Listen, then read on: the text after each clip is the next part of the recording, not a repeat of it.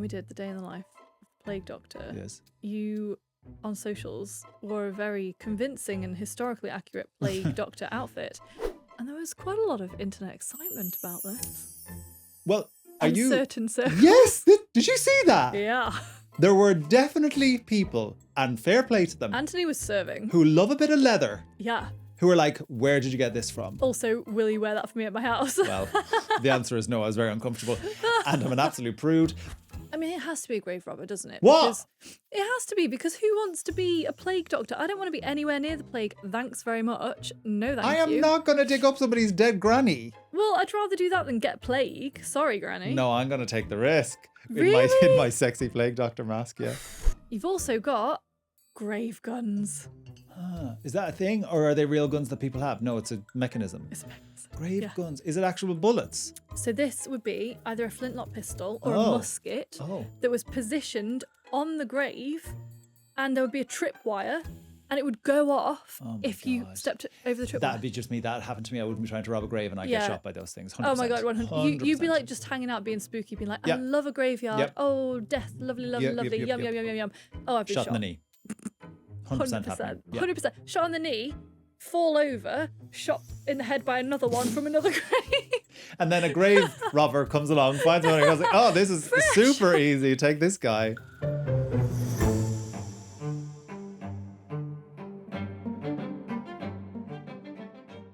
Bonjour, my name is Anthony. Je m'appelle Madeleine. Yeah. And this Why is After are we Dark. French, please? I don't know. I just felt it. I felt it, Maddie, and I just went with it. Listen, we have previously, against our better judgment, spent a day in the life of a plague doctor. Yeah. And you guys left comments and comments and comments I've heard and sent emails about other day in the life iterations. Uh-huh. And now, whether we like it or not, we're spending the day in the life with really miserable jobs.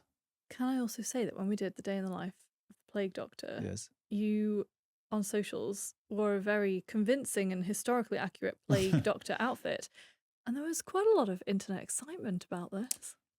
Well, are In you? certain circles. Yes. Did you see that? Yeah. There were definitely people, and fair play to them, Anthony was serving. who love a bit of leather, Yeah. who were like, "Where did you get this from?" Also, will you wear that for me at my house? Well, the answer is no. I was very uncomfortable, and I'm an absolute prude. But it, like, Yeah. I was like shocked by this. Who knew? Clutching the pearls. Clutching the pearls. Wow, Anyway. okay. Yeah. So anyway, look, we are doing other days in the lives of. And they won't be as sexy. I'm sorry Who to say. knows? Well, But we are talking about the 18th and 19th century here. We're in Britain. We have, George the third, fourth, all of the Georges are there. This is a time when body snatching really takes off, or resurrectionists really are part of the landscape in terms of anatomy. We're going to be talking about that as well. But before we begin, Maddie, before you give us our context for the episode, we've had two now. Well, we're about to have two. Plague Doctor, grave robber. Oh, why am I even asking you this? You don't want to be a grave robber, do you? what, out of the two? Which of the two? Yeah. I mean, it has to be a grave robber, doesn't it? What? Because it has to be, because who wants to be a plague doctor? I don't want to be anywhere near the plague. Thanks very much. No, thank you. I am not going to dig up somebody's dead granny. Well, I'd rather do that than get plague. Sorry, Granny. No, I'm going to take the risk. In Really? my sexy plague doctor mask, yeah. Okay. Come on, tell me mean, what's happening. absolutely not. You, as you make your way through the city of London and Edinburgh digging up bodies, what is the context for this, please? Right. So really we need to understand, first of all, the history of anatomy schools. So why are people digging bodies up at all? It's so that medical people can dissect them to learn about the human body. This is a practice that has its foundations in the medieval and Renaissance worlds in Europe. There was an anatomical research being done on human cadavers in England in 1540 when it was legalised. It was actually granted permission by Henry VIII. Just one of them. God, he gives many everything. things. Because he's he's the sodomy guy as well. He brings that Interesting. law in. Well, I think Well, you see, you mean he outlaws it, not he grants permission he brings for the sodomy. law in against it. Yeah. But here's the thing: there's a lot of conversion of laws going on from ecclesiastical to Exactly. legalistic things Yeah, at this yeah, time. yeah. So that's why Henry VIII is lumbered with so Yeah, many so of if those. you're alive in 1540, you can't have sex with a man if you are a man, but you can anatomize a dead body. Okay, I was wondering where that was going. It's like, but what can you have sex with, Maddie? God. Oh God, why Well, do I keep going there? probably a big long list of things, let's be honest. Yeah. So anyway, we are now in the long 18th century. We're in 1812, which is still very much in the 18th century as far as I'm concerned. So from the 1700s onwards, surgeons become a professional body. They become separate from barber surgeons, so people who would cut hair and also performed minor procedures, little cuts and bruises. They would remove things that got stuck in your body. They would sew you back up, all of that. But surgeons are suddenly a more skilled group. They are hungry for knowledge and to learn more and to kind of fine-tune their trade. And also it's no longer associated with the ecclesiastical by the 18th century. So this idea of, being something that's happening within the church is not the case anymore. The demand, therefore, for bodies in order to expand that knowledge is huge. This is a moment when the British Empire is expanding.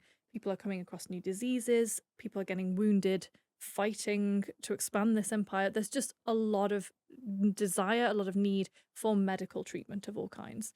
So that's what's happening in terms of the anatomy schools. Can I just point out here as well that it's one of the things, and I'm really kind of glad that you started with that, because I think when we talk about body snatching, the last layer that's always missed off, and we've talked about this before, is that official the kind of upper culpability class of these people thing that's going on. And because this is being professionalized, it is becoming more and more of an upper class status job after all those distinctions that you were making between barber surgeons and then this professionalization of the skill.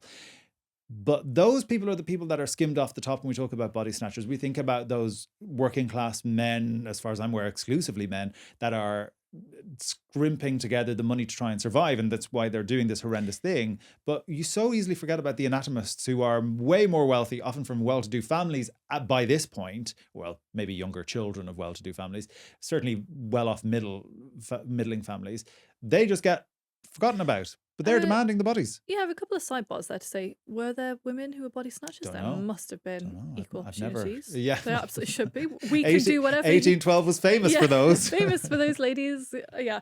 So that'd be interesting to know. There's a period drama in that. Well, if it exists, somebody needs to do it. Oh, yeah, absolutely.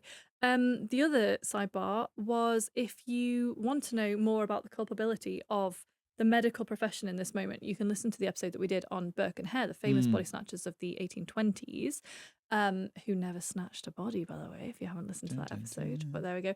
We also filmed an entire feature-length documentary, which she's on promotional tour now. You can watch it on YouTube now. It was on the History Hit subscription channel. It's now available for free on YouTube. Okay, so we now know the context of the anatomy. In terms of London itself, because we are in not London. Edinburgh. We're not in and Edinburgh. So I always go to Edinburgh with this because of Burke and Hare, who didn't even snatch. But London had a pretty significant craze as well. Yes. So Edinburgh was very much the place to go for anatomy in the late 18th and early 19th century. But London also had a huge scene, an anatomy scene, if you will. So there were hospitals like St Thomas's, St Guy's Hospital. I was born at St Guy's Hospital. Oh, were you actually? Yeah. Am I meant to give out personal information like that on the internet? I'm sure they can't do anything about that. I don't think they can. But yeah, I was born on the 13th floor. Oh. Lucky or unlucky. Depends whether you're a Swiftie or not. Anyway, moving on. I don't even get that reference. That'll tell you whether I am or not. Oh, let's not get you started on Taylor Swift weighing in where you are not allowed to be, my friend. If you don't listen, shut up. I have listened to some of her songs. For anyone who didn't catch this controversy, Anthony posted online. I'm going to get... What did you still say? Popping off, by the way. Yeah. I said, and I stand by this, that the Brontes would not have listened to Taylor Swift, but Jane Austen would. And that Anne would have been tempted into Swiftland, but that the other two would have drawn her out. And I know what you're going to say, because I've literally had thousands of comments going, they would have loved folklore and they would have loved this. And I'm just like, well, that shows about your understanding of the Brontes then. Oh. That shows what you think you know about the Brontes. The claws are out. Wow. Okay. Well, that's a whole... That's another podcast. That's a bonus episode in which we angrily debate this with each other, because you are wrong. Okay. So we've got St Thomas's, we've got St Guy's Hospital, we have St Bart's as well, which interestingly has its own dissection room. So that tells you just how far this profession has moved on. Like, there are professionalised spaces in order to cut people up. There's also the Royal London Hospital, which has a little bit less money and relies on the cheap supply of unclaimed bodies. So there's already a lot of sort of underground trading going on here. These hospitals cannot possibly consume legitimately the bodies they're allowed, because of course in this period the only bodies they're allowed are those of executed murderers. Those are the only bodies that are allowed to be used, and it is part of your punishment as a murderer that you are executed, but then also you are destroyed. Your body is destroyed publicly in this way. No other person is meant to be used as a cadaver for these purposes, but of course so many are. But yeah, you're not getting into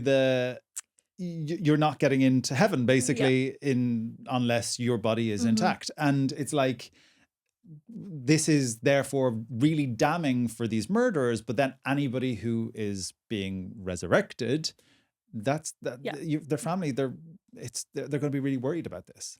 Yeah, I agree, exactly. So it's a huge problem. It's really prevalent across British cities, but especially in Edinburgh and in London at the time, where these centres of anatomy are really, really building. And now I'm going to introduce you to the person that we're going to be spending time as for this day in the life. Oh, this is our day. Okay, yes. Yeah. I forgot that we were doing this. Yeah, this is the format. Why are we here? We are doing the format. We are in a podcast studio, Yes. Anthony. You are a presenter of a podcast. Okay. This guy is called Joseph Naples. He's born around 1774 in Deptford, which is in South East London. I live near there. Do you? Oh, yeah, of course. Like very close, yeah. Lovely. He is the son, and I think this is interesting. He's the son of a respectable stationer and bookbinder, and he serves in the Royal Navy on a ship called HMS Excellent under none other than Lord Nelson himself. Can I just say, I want to be on a ship called HMS Meh. Just like HMS might sink. Yeah, HMS, this could be awful. But like, HMS doesn't have enough guns. No. HMS, I'm not interested in being at sea. HMS, the sail going. is Just keep going. Yeah, oh my okay. God. Send in your HMS ideas, please, for future After Dark things. But no, when I was reading these notes, I was like, I am surprised that this is a man who needs to turn to, I was going to say bodybuilding, body snatching. I mean, he may well have been doing the bodybuilding. Okay, so he does his time in the Navy under Nelson in the 1790s, and by 1800, so he's about, can't do that math. Oh, she tried. You stuck yourself in there. 26 to 28, something like that. Yeah. So this is around 1800, 1802. He becomes not a grave robber, but a grave digger. Okay, so still legit. respectable. But even still, I'm surprised he's having to do that, depending on how respectable his background is. Anyway, sorry. Yeah, I mean, I suppose a lot of people would spend time in the army or the navy for a little bit as young men. They might be wounded and not be able to go back. They might be like, oh, I've seen enough of that to last me a lifetime. Now what no, do I thank do? you. Yeah. And you come to a city like London, which is incredibly busy and overcrowded and growing all the time in this period.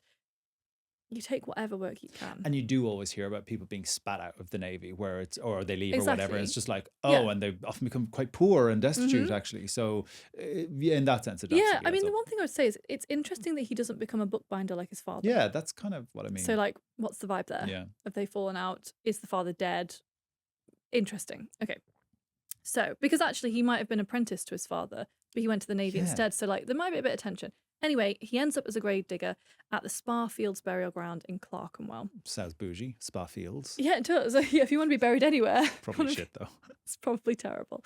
Don't die. You can dig me up. Yeah. If I've died. No, I won't. You would have digged me up. Digged. Yeah, I digged. You would have digged me up. Big one. Yeah, I don't think I would dig you up in particular. Thank you. I'd be like, I knew him. That's too much. I've spent enough time with him. Yeah. Hey, I would as well. I'd be like, Paddy. Yeah, oh God, you would. Yeah. Why have you dug me up? Okay. So he's working as a grave digger. It's all legit, but he is coaxed into the dark and murky world of body snatching, as I imagine so many grave diggers were. You can imagine the fee that someone would slip you to be like, we need to know when this person was buried, how old the body is. Could you either look the other way while we dig it back up, or would you like to be in on the cash in that we're going to be doing here and be part of it? But that's funny because you're saying being part of it. And there is a kind of a formalised gang in London that is doing this. This is tell a me a bit about whole them. operation. We've done Birkenhead in the 1820s in Edinburgh. This is a whole generation before, at the first decades of the 1800s. And it's a gang named the Borough Gang. Oh, right. Who are like, could that be any more London? Like, love that. And there's a man called White who is at the head of this organisation. I'm going to hear a bit more about him. They slip Naples money. They encourage him to be part of this operation. And I love this detail. They work through what is called the dissecting season, which is the colder months, because of course. Oh, it's our season. Yeah, it's spooky season is also the dissecting season from now on. That is what we'll be calling it. Welcome to dissecting season, because it's colder. Obviously, bodies are fresher. Yeah. So there are grim. more frequent corpses because more people in this Of period are dying in course. the cold season, especially poorer people. Think about people living on the Yes, streets, yeah. people living, in real poverty who can't heat their own houses and just die of illness or even cold. They are removing, at the height of their powers, 2 to 3 people a day.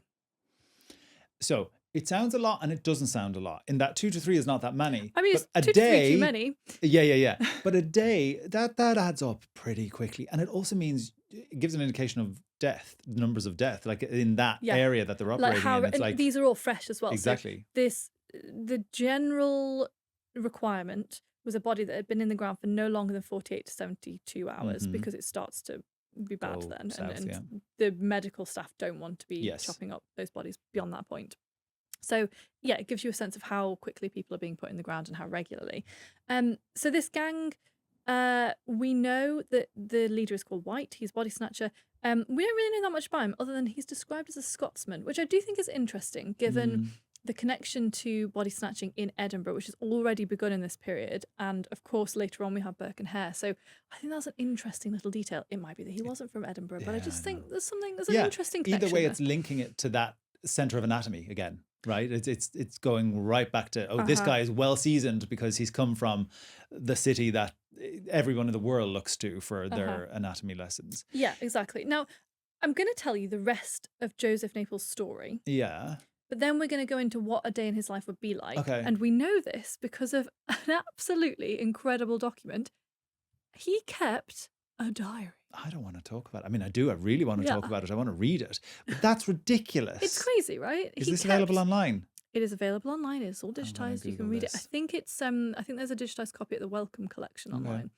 Yeah, he literally kept a diary. And it's blunt and brief. Yeah, there aren't reams. Of, this isn't yeah. Sylvia Plath. Thankfully. Like, there's no, well, can you imagine if Sylvia Plath was a gravedigger?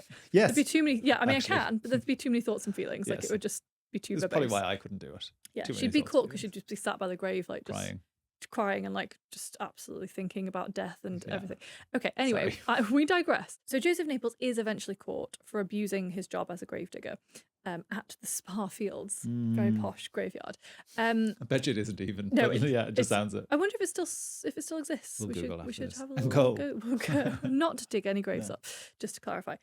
So what he's been doing has been supplying St Bart's Hospital with obviously cadavers, and importantly for the law, he has also been stealing the shrouds off the bodies and the coffin fittings. And this is important because whilst it was illegal to anatomize someone who wasn't an executed criminal, there wasn't a law saying you couldn't remove a body from a grave. Because who owns a body? Because who owns a body? But you could not remove the things in the body because they belonged to the dead person. Interesting. Yeah. So that's what he's caught for. He's sentenced to 2 years at something called the House of Correction. Dun, dun, dun. Which I think is interesting that this isn't a capital offence. This isn't something he's going to be sent to the gallows for. But he has to spend 2 years in this penal institution. And, it's a way of sort of removing people from society for a short period of time. And that is the punishment, essentially. He escapes. What? Yeah. It's quite a dramatic story. He escapes. Guess how he escapes? He makes a skylight in his cell. I was giving what's that movie that everyone knows? Oh, the one that one, Shawshank? the one that all men always want to talk Is it about. that? Yeah, is it Shawshank? I don't know. Never seen it. No, same. But they dig a hole in a wall. Do they? Don't know. Oh, okay. So he escapes from this, and he's recaptured, and he's recaptured by someone called Benjamin Crouch, who is, in fact, a previous resurrectionist, so a body snatcher, who has turned informer and is now a thief taker. And we absolutely need to do an episode on thief takers. Yeah. These are criminals in the 18th century who Great turn idea. informers and then are employed to go out and capture other criminals and bring them back to justice. Obsessed. There's a really famous one in London. I can't remember who's called. He was like the thief catcher. He's a really, really famous figure. So he's recaptured. He's taken back to prison. And this comes into this class system as well that we have here. So there's a surgeon and an anatomist called Sir Astley Cooper, who has been using Naples' services, and he actually vouches for him, which is interesting that he puts his neck on the line. So he manages to get him away from spending too much time in prison beyond that point. But Naples can now no longer work as a gravedigger, which is fair. I think that's we can all respect that We decision. can't trust you with the dead. Yeah, exactly. But this was a case that was reported, across the newspapers. We've got an entry here from the Caledonian Mercury, which is obviously a Scottish newspaper, and it doesn't necessarily mean that this news was just reported in Scotland, but simply that it was reported in London and then repeated in the regional papers. These are the words of the judge who convicts him when he is sent to prison. And it says, Joseph Naples, you are indicted for stealing dead bodies from Sparfield burial ground, and also for stealing caps, pillows, shrouds, nails, screws, coffin plates belonging thereto, and the coffins wherein they have been buried. I So love that little list. I love I love the pillows. Yeah, Take the little pillows. I'm saying as if it's cute. Yeah, Weird. I mean, it's not that cute, but it gives you a sense of how he has been caught and why he's been punished, and it's not necessarily for the body snatching itself. Now, first thing I want to say is, I don't know why, but I'm getting violently hungry during this episode. I'm so hungry. It is nearly lunchtime. When and I've ordered a salad. Yeah, that was a mistake. That's a bad move. Worrying anyway. that you're hungry talking about this is it's something to do with the smell of, is it thalidomide or something in words today. Where do people store bodies once they've died? A morgue. Morgue. Yeah, sure. Yeah, a morgue. The smell of the stuff they use to preserve the body can make you really, really hungry. Stop it! How do you even know that? It was on Killing Eve. I feel like it's it on an was on episode a of Killing Eve. drama Yeah, thing. it's on a drama, but apparently it's a thing. There's no smell of that here, but I'm absolutely starving. Yeah. So that's one thing that we all should bear in mind throughout this episode, the rest of this episode. Okay, so imagine that we are Joseph Naples and his gang, and we are going out to snatch some bodies before he's caught and punished. So the first thing you would do is you would meet the gang at a prearranged destination. This could be a street corner in Southwark or a nearby burial ground. So they didn't just go to the burial ground where Naples worked. They liked to loosen up a bit, and obviously his skills as a gravedigger would come in handy to actually access the bodies. The other thing they did to organise their work, and I'm so obsessed with this detail, is that they organised it via the calendars of the moon. Didn't even know the moon had calendars.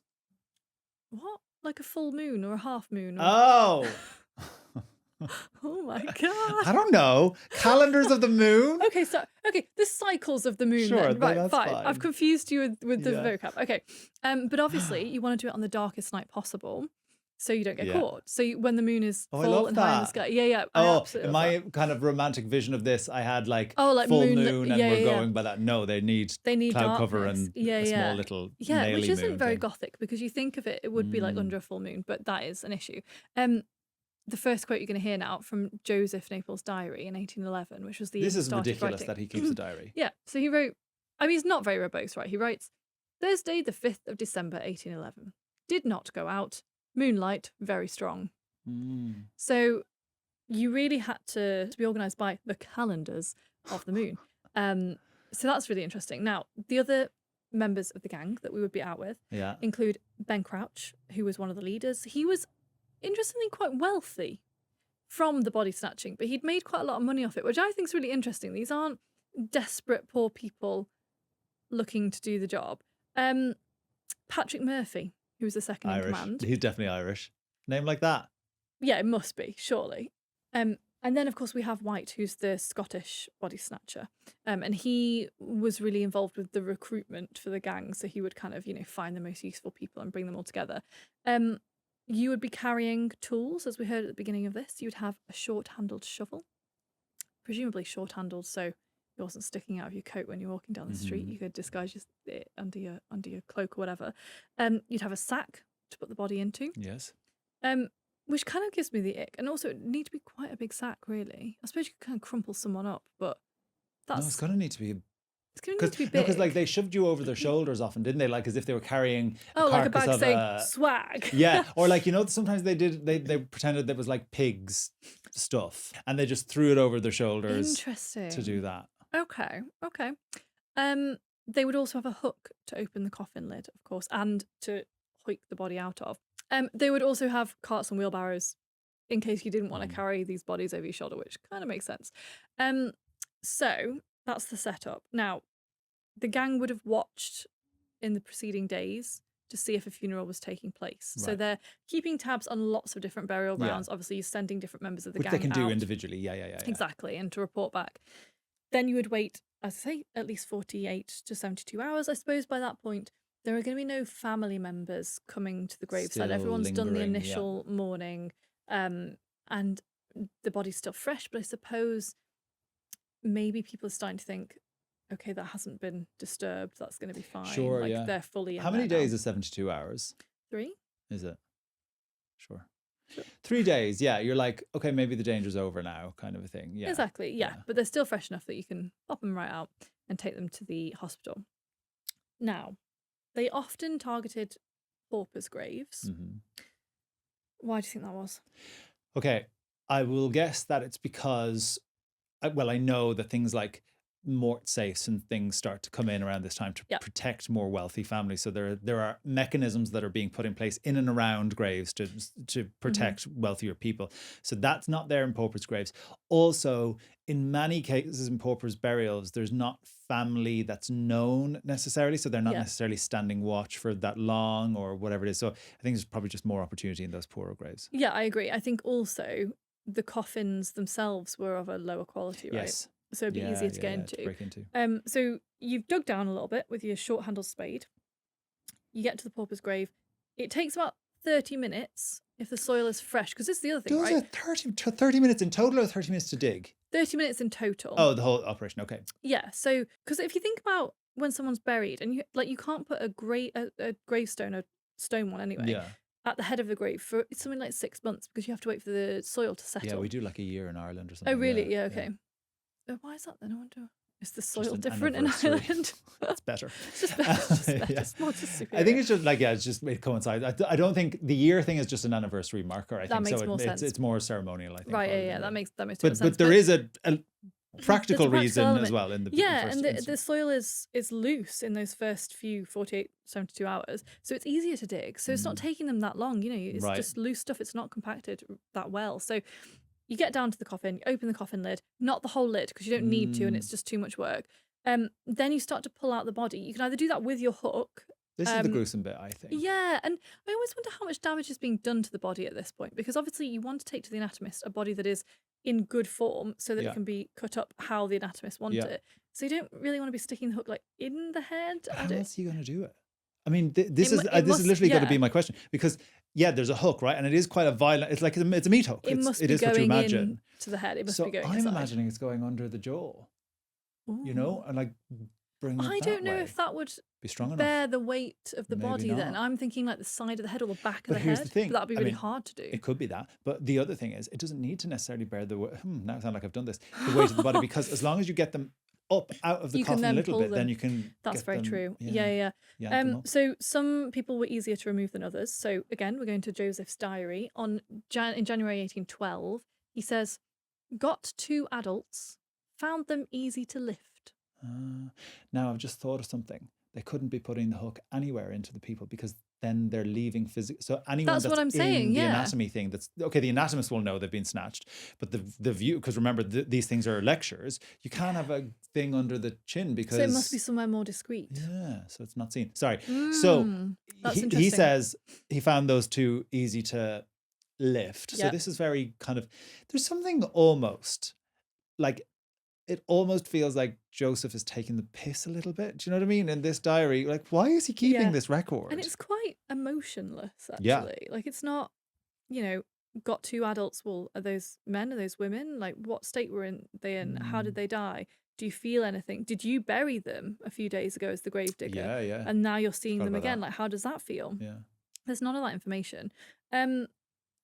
Once the body is out of the grave, though, they strip it if it's wearing any kind of clothing, which, of course, in a 'cause- pauper's grave, it might not have been, or it Yeah. might have been, wearing the most basic shift or something underneath their clothes they'd worn in life, because, of course, it's theft. That's the, yeah. So they can't get done for that. Although, of course, that is how Joseph Naples meets his downfall in the end. But generally, they strip the body naked. They cover it in then fresh sheets, put it into the cloth sack, and they're either carrying it over the shoulder or they're whacking it in the wheelbarrow. Oh yeah, the wheelbarrow. And of course, you're doing all of this under the cover of darkness without a full moon. But as we know from our previous episode on body snatching, you are also up against the watch. Yes. And in particular, people who are set to watch over the graveyards themselves. Now, can I just take a second here?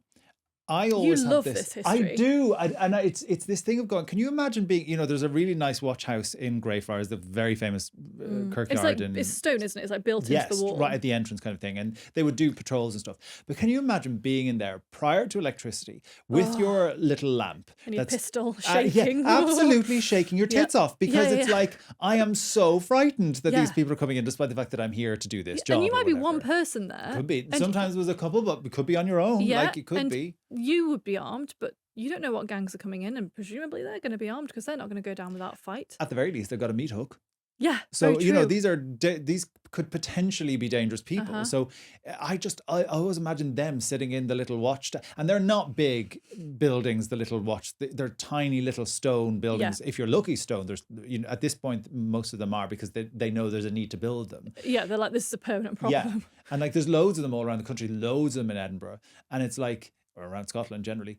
But yeah, just being in that little stone cold, dimly lit thing, it's really atmospheric. As well? I'd be thinking, are they really going to go to the effort of digging someone up when I'm here? They could just bash me over the head. Yeah. Yeah. And of course, that's what Burke and Hare do, right? They don't ever snatch a body. They just kill people. Yeah, they cut out the middleman of the graveyard and just go straight from people walking around living to... body. Yeah, exactly.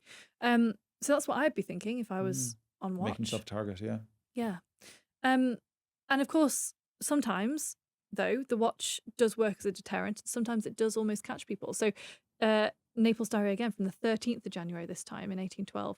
He says, Met patrol, ran, dropped one adult, got away with another. Oh my God, Met patrol. Yeah. Ran. Dropped one adult. So just one cadaver just left. And then that watch has to pick that up. And put it back in the grave nicely. Or, and if the body's been pulled out just by the head and the coffin lid isn't fully open, presumably putting it back in respectfully is a whole job in and of itself, right? You've got to get in the grave, you've got to dig all around the coffin, you've got to open the lid properly. Do you then need the priest to come and say the words again? Like the words, the Sky Daddy words. The Sky Daddy words. Yeah. Like what is the deal there? Like, how much admin is that? So you'd be like freaked out, it's gross, it's sad, it's upsetting, and it's a pain in the arse. Yeah. So there's all that, but you can just imagine these gravediggers like, leave that one, it's fallen, like, let's go, and they're just running away with this other one in the bag. It's so cinematic. Even those few, I mean, it's the few words that you can feel the adrenaline, can't you, on both sides of going, yes, we caught one, that's what we're here for, and then on Joseph's side going, hightail it out of here, guys. Yeah, let's go. Yeah. And it wasn't just the watch that they were up against as well. It was also dogs. So from December 1811, Naples says, went to Harps, which must be a graveyard somewhere. I can't think what that would be. It sounds like an abbreviation of something. I'm not sure. I want to say Harpenden. Sure, let's go with that. Sure. That's a place. I think I made it up. I don't know. Anyway, go on. Why Sorry, not? This is neither here nor there. Went to Harpenden, as Anthony says. Could not work. Dogs very bad. Came home again. Could not work. Dogs very bad. That's my motto for when I write from home. Could not work. Barking dogs at the postman very for 18 hours a day. But dogs very bad. Dogs very bad. And, we, again, in our moment now, and in the 18th century, we keep dogs as pets, but also dogs very much had a function as guard dogs in this moment. And you can just imagine in the dark hearing a dog growling or barking and thinking, oh dear, time to run. I'm not facing that in the dark. You don't know how big it is.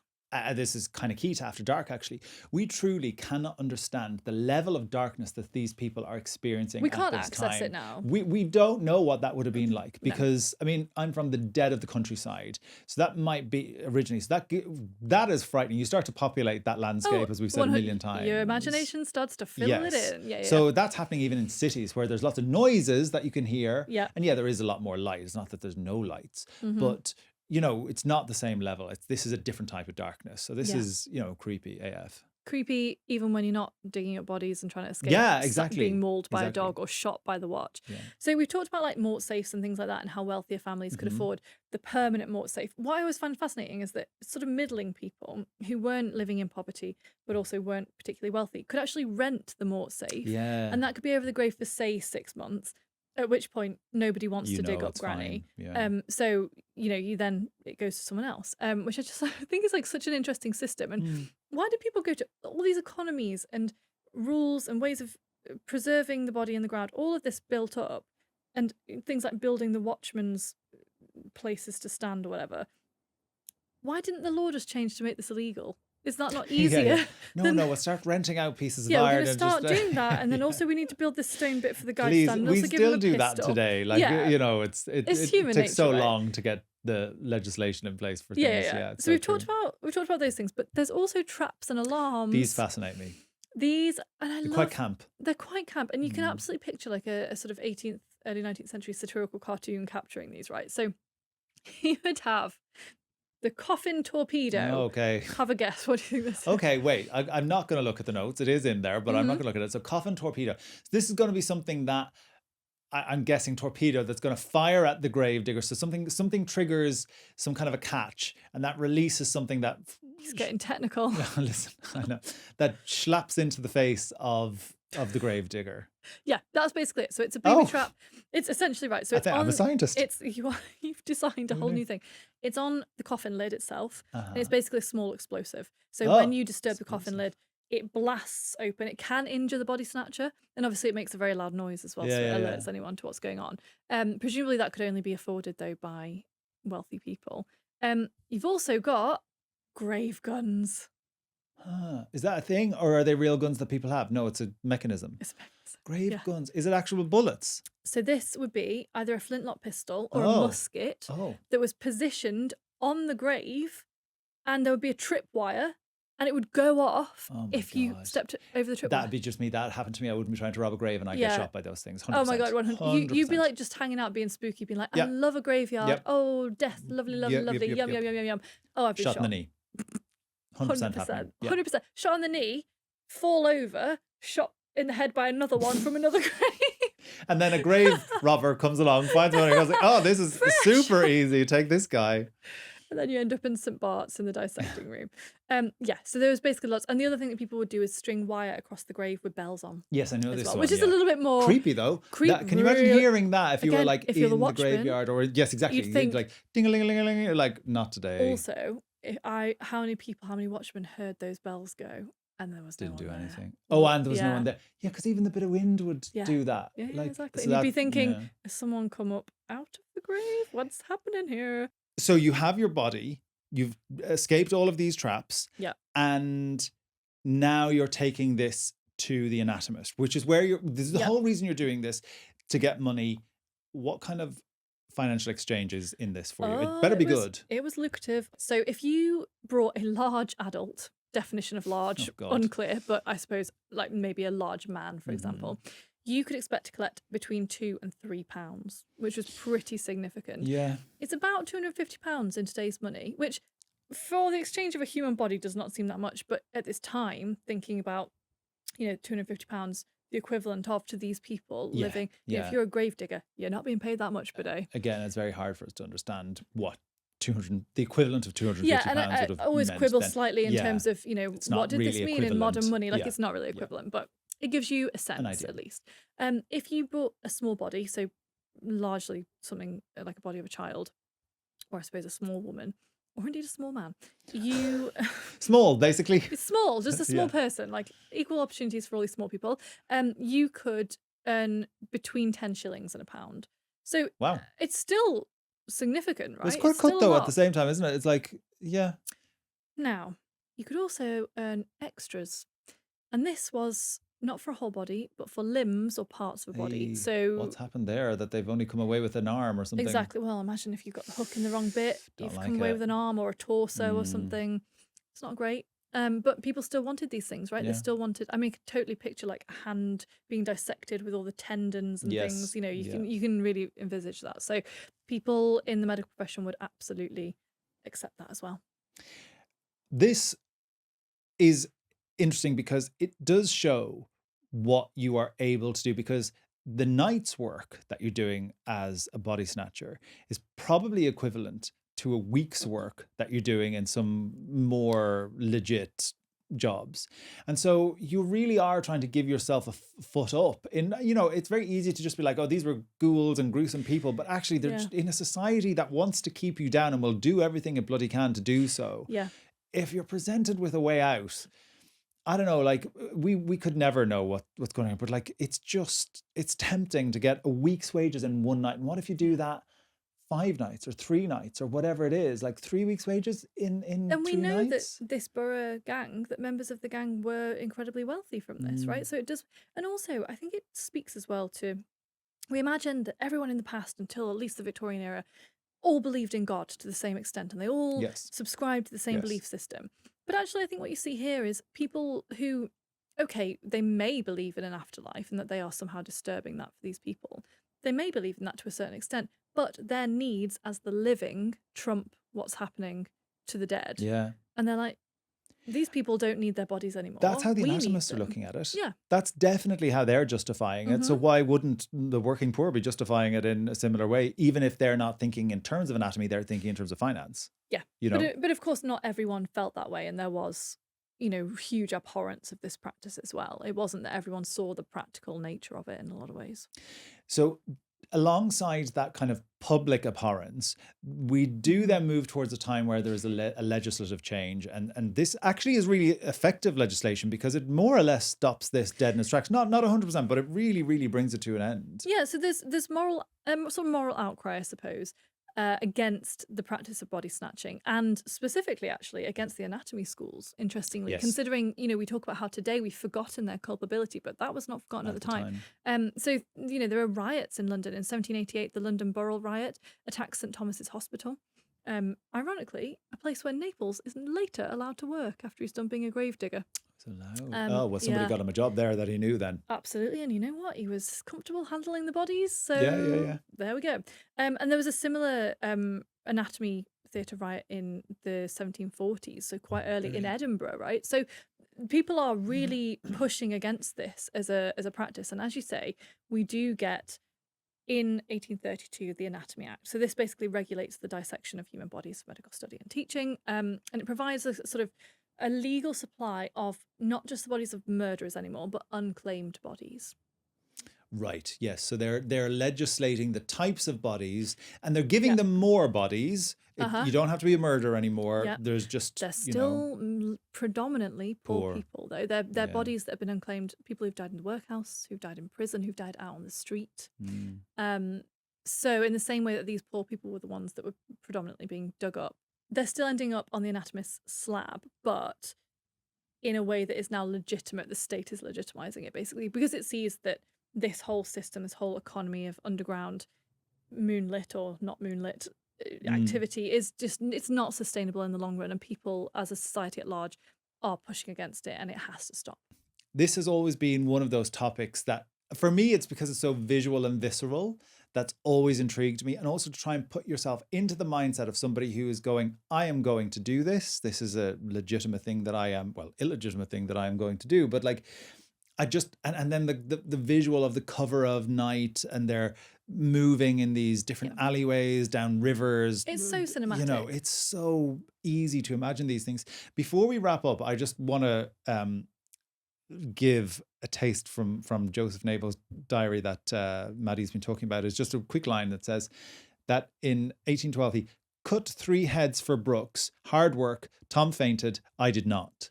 It's just, it gives you an idea, doesn't it, of going, oh, this, even the people who are doing it don't necessarily have the constitution to do it. But I think that kind of sums up the tension that even the people that are doing it are having. This is gruesome stuff. But anyway, look, perfect stuff for After Dark. That's why we feature all of these things. And I think it helps us to understand the mindset of people in a different time. So it's a fascinating way to look at this.